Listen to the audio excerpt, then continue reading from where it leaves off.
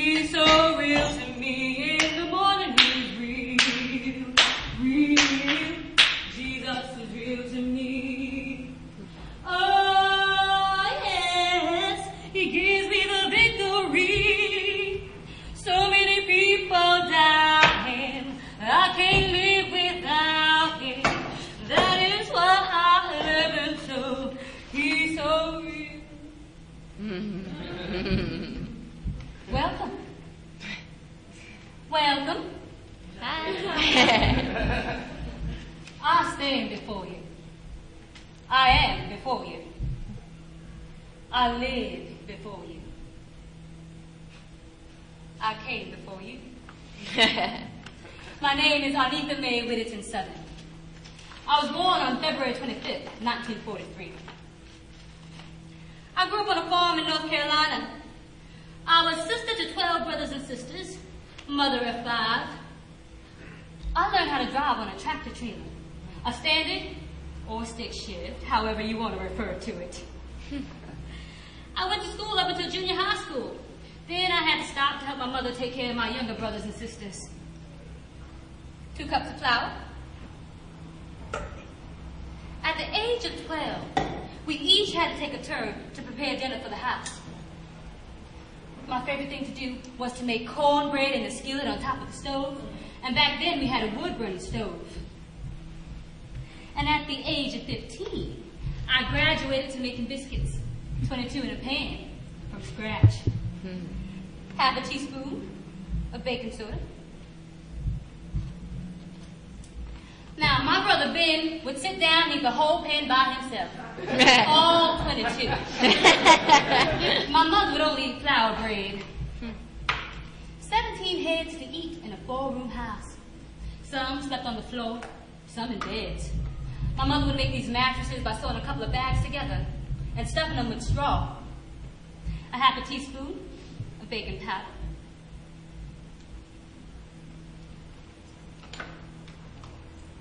We raised pigs, hogs, chickens, and we grew all our own food. We very rarely had to go to the store for anything. We had a meat room to hang the hams, and we put everything in jars for the winter. I remember going outside and digging these holes and stuffing them with pine cones and dirt and straw to keep the potatoes over winter so they wouldn't freeze or rot.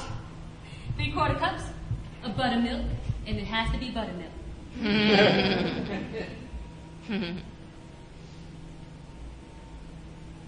We'd buy a little bit of rice, and we grind our own cornmeal. We had one room with heat, and that was the room with the fireplace. We'd heat our water for our baths on top of the stove, and each kid would take a turn to wash. So if you went last, you had to wash in a dirty tub of cold water. As we got older, we took sponge baths. Today, you would call that washing up. We had one Sunday dress and one pair of shoes for the year. And if you got a hole in your shoe, we'd sew it up with pine thread. But it didn't matter because you still would get water in it. And in the summertime, we didn't have to wear shoes. We just went everywhere barefoot. Now, if it's a little thick, you just add a little bit more milk. Now, I grew up to be the height of 5 feet 9 inches. And if I was alive today, I'd be 62. My first husband was Buddy John Southern. And if he was alive today, he'd be 101 years old. When I married him, I was 25, and he was going on 65, and he was a widow. And I became mother to his 9 children. I guess I followed in my mother's footsteps because when my father married her, he was 25 years older than she was, and he had 8 kids going into the marriage, and he was a widow. From my marriage with Buddy, I had 4 of my 5 children: Joelle, John, Georgia, and Martha. My oldest daughter, Priscilla, was born in New York when I was dating this sweet, gentle giant named Charles. 6-foot-something Charles. So, Priscilla is my oldest and my tallest child. I first moved to New York when I was 18. I went there to make some money to send home because my father was sick from a stroke and we needed the income. All right, now I already have brothers and sisters who already lived there, so I just moved in with them. Now, I waited till Priscilla was 9 months old, and I went for a visit to North Carolina, and I decided to leave her there with my mother. Now, Priscilla knew I was her mother, and I would go back and I would visit as often as I could. Giving your child to a relative wasn't an odd thing in my family, especially back then. But I missed my daughter, and it wasn't easy. At the age of 24 or 25, I went for a visit to North Carolina, and I met Buddy.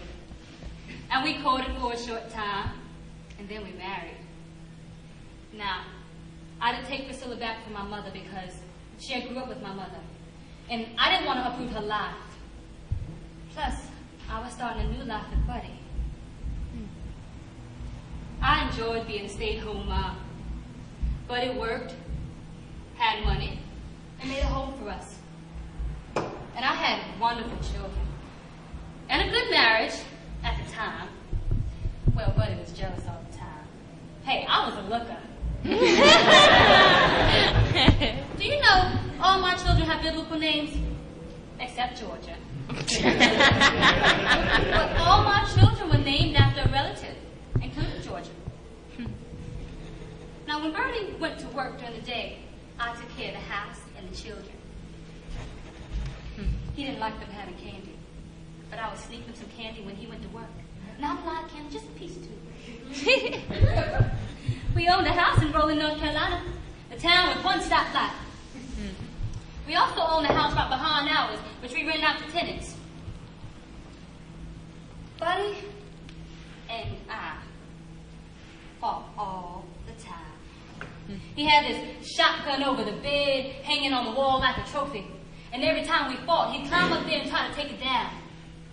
And I'd grab his little short legs, and he'd just be squirming and reaching and squirming and reaching. So one day I decided I just got to leave this man. I just had to find a way out. And he would always threaten, "I'll find you if you should ever leave me." But I knew he was terrified of New York. And I had lived there before, so I wasn't afraid. So one day, when Georgia was on her way to Head Start, I told the bus driver that I had overdosed on some pills. And they called the ambulance and the police, and they took me to the hospital, and they admitted me. Of course, when I got there, they realized I was lying. But it didn't matter, because I signed myself in anyway. My brother Foster, who lived in New York at the time, got word of this, and he drove from New York to North Carolina, picked my children up from my mother's house, came to the hospital and signed me out, and drove us back to New York. Buddy didn't even see it coming. And I was free and pregnant. Of course, Buddy denied it was his. But Martha looks just like him. Lazy eye, height, and all.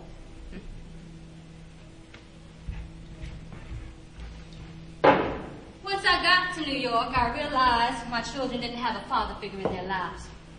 So I taught my children to provide for themselves, to trust in God, to lead and guide their every footstep. And I helped many in my community because I wanted people to help my children if they were ever down in their luck. I had dreams for my life. I did. But I kind of went with the flow. And I never took stock in people. Here today, gone tomorrow. My children were my life. And I would always go without so that they could have what they need.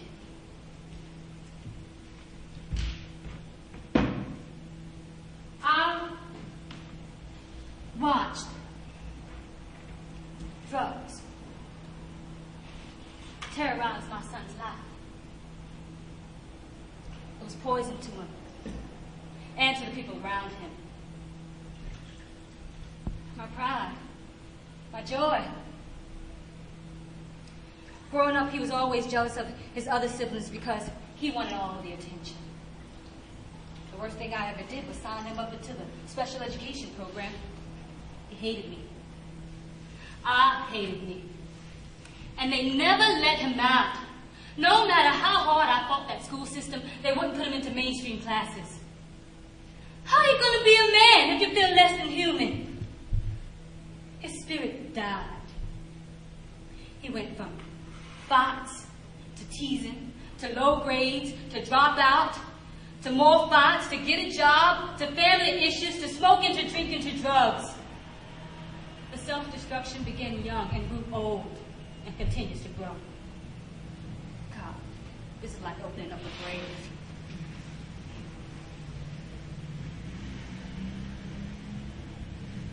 When you become a parent, be a part of your children's lives from the beginning. Don't ever let them slip away. Hopeless of this could be living in this world. God, deliver me from evil.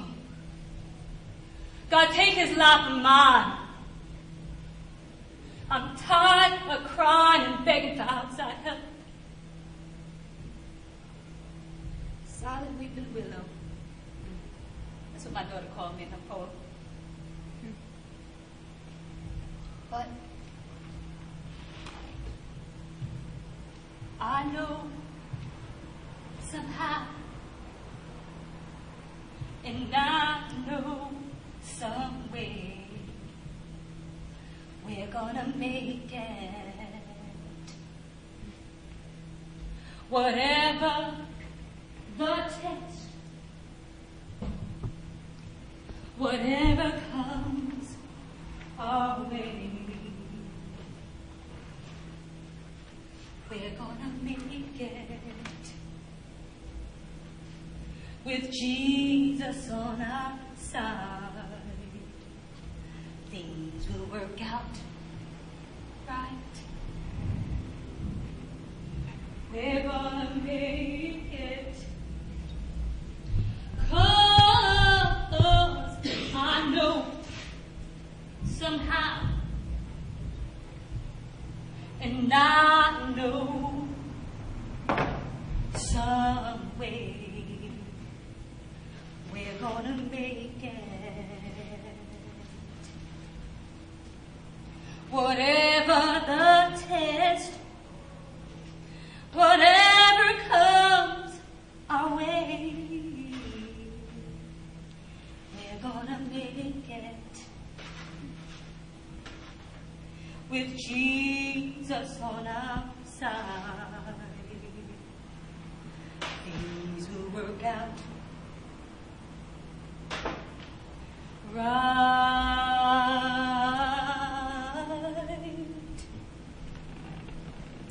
We're gonna make it. 'Cause I know somehow, and I know some way we're gonna make it.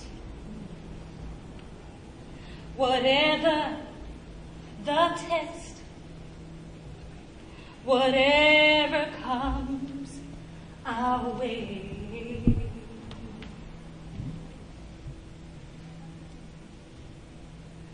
we're gonna make it.